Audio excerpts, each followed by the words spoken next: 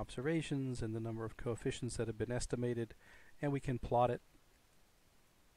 And that's what we've been doing. Actually, we've been plotting the Holt-Winters, and we can then also do a second thing with this. We can do predictions.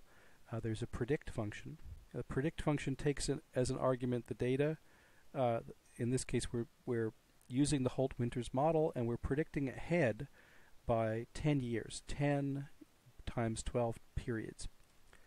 All right, so now we have an object in the R workspace that stores our predictions. It is a time series, so this is actually the predicted values of air travel, and we can do a plot of it. Now the plot, we're plotting the two things together, TS plot, which, as we remember, takes into account the time dimension, so it will smoothly paste together the old data and the new data.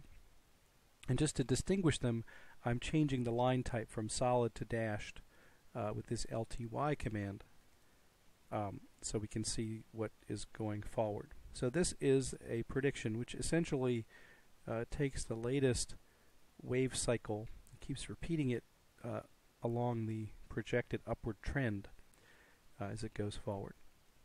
So again, I'm not making any claims that this is the best way to model it, but just to show that there is the ability to do that in R. We can do a Holt-Winters on unemployment. There are some different options here. We're using an additive seasonal component.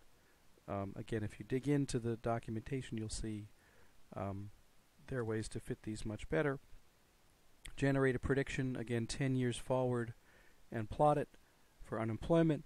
And as we saw, the Holt-Winters model didn't do a good job with unemployment, and in this case the prediction just sort of extends the last few months of downward trend downward forward for a long time to come, which doesn't look very realistic as an unemployment projection, but that's what we have.